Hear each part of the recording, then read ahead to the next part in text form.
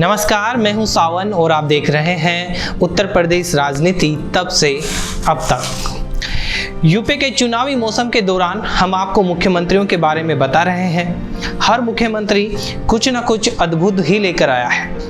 आज बात है उस मुख्यमंत्री की जिसे कांग्रेस की आत्मा का रक्षक कहा जाता था, और वही आदमी अपने आखिरी दिनों में प्रधानमंत्री राजीव गांधी के खिलाफ चिट्ठियां लिखता था। इमरजेंसी के दौरान जगजीवन राम को लगता था कि इंदिरा गांधी गद्दी छोड़ने के बाद उन्हीं को प्रधानमंत्री बनाएगी, पर वरिष्ठ पत्रकार कुलदीप नैयर बताते हैं कि इंदिरा के दिमाग में एक ही नाम था, कमलापति त्रिपाठी। यही थे जिन्होंने कांग्रेस में ही अर्श से फर्श तक का सफर तय किया। आज जब आडवाणी मोदी के खिलाफ कुल बुलाते हैं तो यही कहा जाता है कि ये भाजपा का कमलापति त्रिपाठी है। आज़ादी की लड़ाई के दौर में कमलापति त्रिपाठी भी यूपी के तमाम कांग्रेस नेताओं की तरह बनारस से ही थे। 3 सितंबर 1905 को बनारस में ही जन्म हुआ था। काशी विद्यापीठ से पढ़ाई की, शास्त्री और डिलीट की उपाधियां प्राप्त की, फिर अखबार आज में पत्रकार के तौर पर अपना करियर शुरू किया। हिंदी और संस्कृत दोनों भाषाओं के जानकार थे तो लिखते बढ़िया थे। उस दौर में राजनीति सबकी हॉबी और प्रोफेशन हुआ करती थी। गांधी जी ने ऐसा माहौल ही बना दिया था कि जेल जाना और पुलिस से मार खाना चौपाटी घूमते हुए भेलपुरी खाने जैसा लगता था। कमलापति भी आंदोलनों में पार्टिसिपेट करने लगे, जेल जाने लगे। 16 की उम्र में असहयोग आंदोलन के दौरान जेल गए। धीरे धीरे यूपी की राजनीति में बड़ा नाम बनने लगे। 1937 के चुनाव में विधानसभा में चुने गए। ये सिलसिला लंबे समय तक जारी रहा। 1946, 1952, 1957, 1962 और 1969 में भी चुने गए थे। राजनीति में प्रवेश के बाद कद इतना बढ़ा कि आज़ादी के वक्त बनी संविधान सभा के भी सदस्य रहे। यूपी की राजनीति में कमलापति त्रिपाठी का एक अपना गुट था। इनकी बाकी नेताओं जैसे चंद्रभानु गुप्ता और त्रिभुवन नारायण सिंह से बनती नहीं थी। ये राजनीतिक दुराव था, व्यक्तिगत नहीं, पर राजनीतिक चीज से ऐसी ही होती है कि सबको कुछ ना कुछ करने पर बाध्य कर देती है। डॉक्टर संपूर्णानंद को कमलापति त्रिपाठी और चंद्रभानु गुप्ता की राजनीति के चलते ही मुख्यमंत्री पद से इस्तीफा देना पड़ा था, और नेहरू ने गुप्ता को काबू करने के लिए सुचेता कृपलानी को मुख्यमंत्री बना दिया था। पर इसके तुरंत बाद नेहरू की मौत हो गई थी।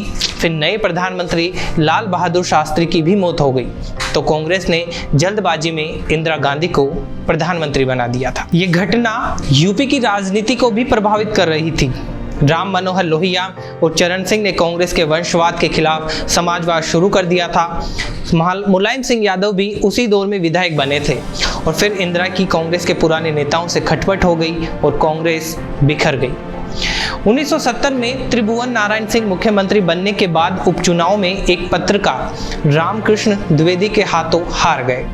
द्विवेदी इंदिरा के सपोर्ट से थे। कमलापति त्रिपाठी उस वक्त राजनीति की नब्ज पहचानते थे, वो भी इंदिरा के साथ थे। तो 4 अप्रैल 1971 को कमलापति त्रिपाठी को यूपी का मुख्यमंत्री बना दिया इंदिरा गांधी ने।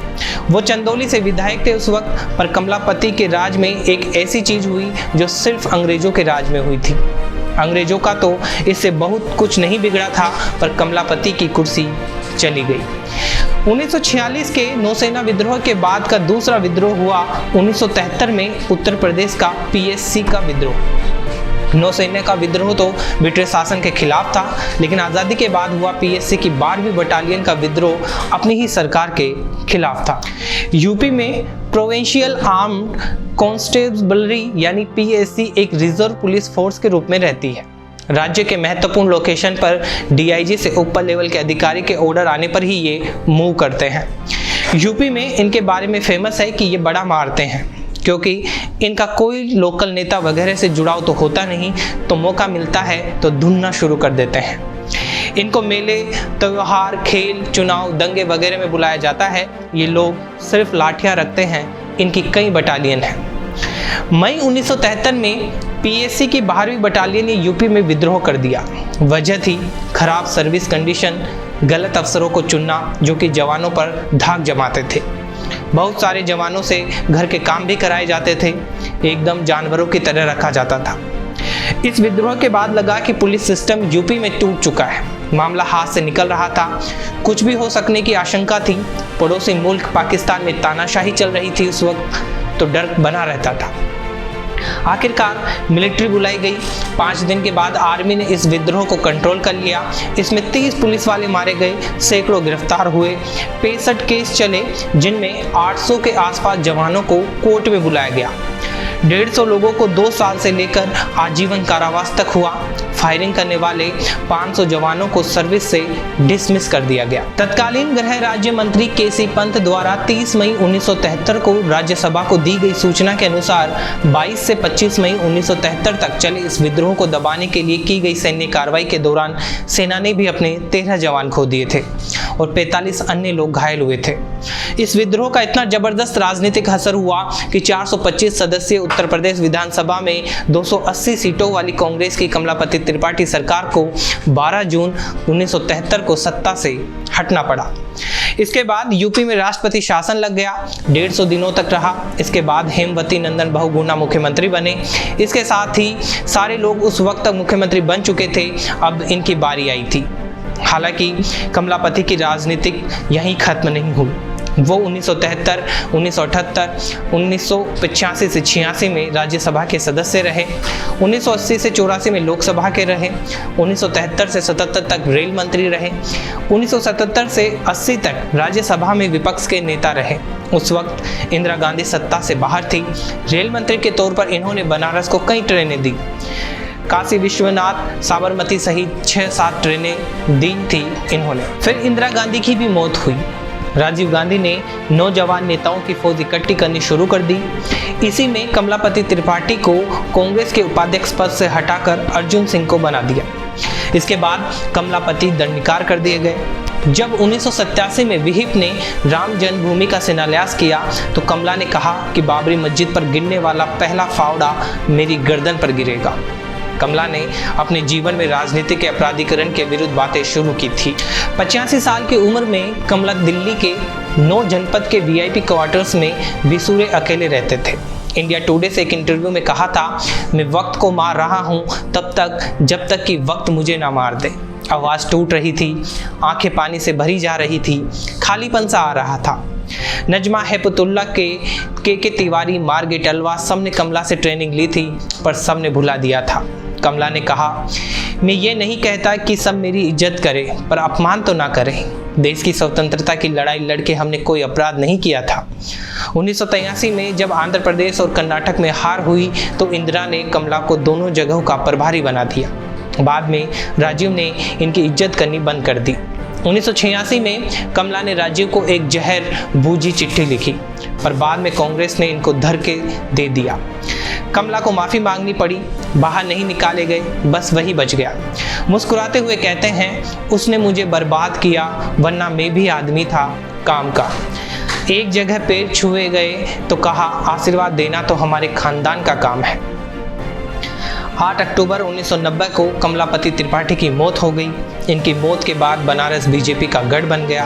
84 की इंदिरा लहर में श्यामलाल यादव ने मोर्चा जरूर संभाला था, लेकिन फिर अयोध्या आंदोलन के दौरान श्री सचंद दीक्षित ने झटक लिया। उसके बाद तो शंकर प्रसाद जायसवाल कुंडली मारकर ही बैठ गए। बीच में राजेश मिश्रा ने सेंध लगाई, लेकिन फिर मुरली मनोहर जोशी आ डटे। उसके बाद तो नरेंद्र मोदी ने कमान संभाल ली और प्रधानमंत्री बनने वाले बनारस के दूसरे सांसद बने।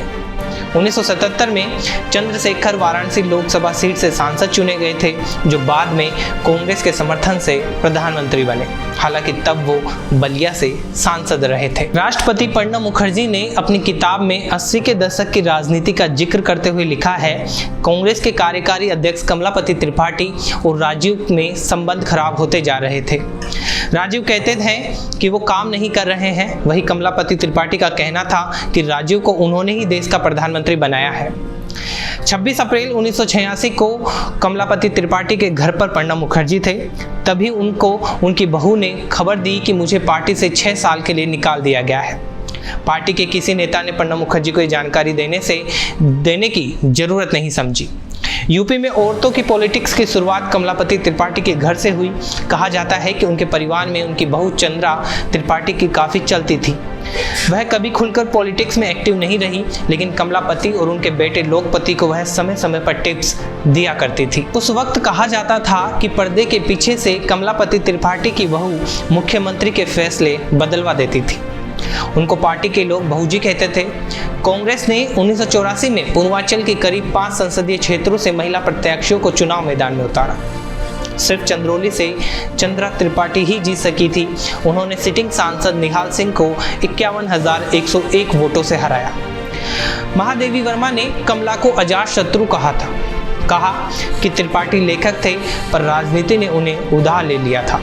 दिनकर ने कहा कि कमला कवि थे पर वो दौर ही ऐसा था कि राजनीति करनी थी।